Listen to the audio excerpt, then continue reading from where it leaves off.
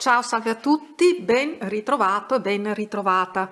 Cosa il narcisista con il suo tempo di rifrazione ti provoca? L'umore è un modo di essere chimico, di solito di breve durata, che è espressione di una reazione emotiva prolungata. A volte qualche stimolo negativo raccolto dall'ambiente o qualche fatto che ti è capitato che potrà innescare in te una risposta emotiva determinata. Le sostanze chimiche di quella emozione non vengono consumate subito e quindi il loro effetto permarrà per un po'. E questo è quello che Joe Dispenza chiama periodo di rifrazione.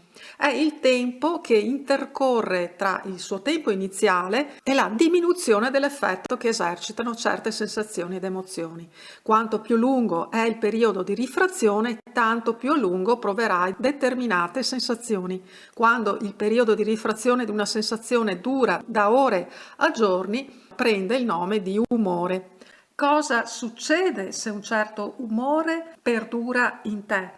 Intanto, per chi non mi conosce, sono la prima consulente relazionale in Italia specializzata in relazioni con persone narcisistiche e manipolatori, con un osservatorio dei casi, quindi tra i più ampi e senza precedenti, oltre ai migliaia di temi inediti sul narcisismo che ho introdotto da quando di narcisismo praticamente non si parlava e non si sapeva cosa fosse. Aiuto sia a fare tornare insieme chi ha avuto relazioni difficili, sempre che ne valga naturalmente la pena, ma anche a liberarsi da personalità tossiche, da relazioni che non sono destinate ad essere costruttive. In questo caso facciamo un lavoro di liberazione, di disintossicazione emotiva ed affettiva. Quindi cosa succede se un certo umore perdura in te?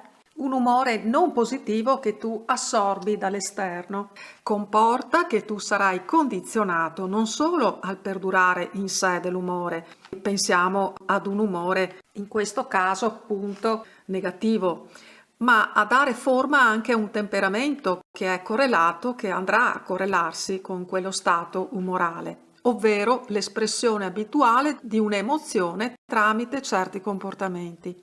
Questo perché reagirà in determinati modi che diventeranno come degli schemi abituali da parte tua. Esporsi continuamente a certe sollecitazioni negative influirà sul tuo umore, ma anche sul tuo temperamento, ma alla lunga anche sulla tua personalità.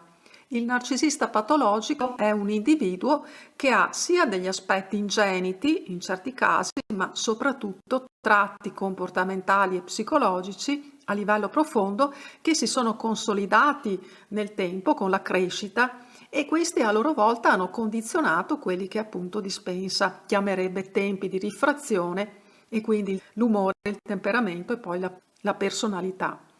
Naturalmente la personalità dopo una certa età è formata, si dice che dopo i 35 anni sia molto difficile poter intervenire su una personalità e modificarla. A mio parere non è impossibile modificare in modo significativo una personalità anche dopo i 35 anni, anche se certamente è una cosa molto ardua, ammesso poi che si faccia un lavoro che comporti una vera e propria rivoluzione copernicana nella propria vita, non solo nelle proprie convinzioni e credenze, le quali ci strutturano in modo non meno significativo dell'educazione impartita dai nostri genitori, ma proprio nelle abitudini di vita, compresi i rapporti più stretti. Questo però da parte di certe personalità, vedi quelle narcisistiche, è pressoché impossibile a farsi a meno che non si tratti di una vera e propria patologia narcisistica, ma solo, per così dire, solo che si abbia a che fare con dei tratti significativi di narcisismo, ma non di narcisismo patologico in senso stretto. Ciascuno di noi ha una propria capacità di non lasciarsi permeare da situazioni negative esterne. C'è chi ha una particolare capacità di rendersi impermeabile, chi riesce più difficilmente in questo. E quindi è importante conoscere quale sia il proprio livello di impermeabilità alle situazioni esterne. Se non è alto, ma magari invece abbastanza precario, quindi tendi a farti influenzare dalle situazioni esterne, dal clima emotivo esterno, a maggior ragione devi cercare prima di tutto riparo e non farti condizionare da stati d'animo causati da un partner abusante, ad esempio, e nella fattispecie, perché in questo caso sarai a rischio di contrarre stati emotivi che, se protratti a lungo dentro di te, potranno causare, per esempio, depressioni anche gravi o da altre patologie mentali e psicofisiche di cui ho parlato in altri video specifici che trovi nella playlist del canale con il titolo Il narcisista, il narcisismo e i suoi danni sulla salute. Ma puoi anche modificare financo i tratti della tua personalità se sei ancora giovane, e certamente il tuo umore, il tuo temperamento e il tuo modo di essere e di percepirti. E questo va bene se sarà in positivo, se è fortificante per te, ma non lo è chiaramente se al contrario questo mina o può minare il senso di te, la tua identità, la percezione unitaria e realistica di te stessa e di te stesso.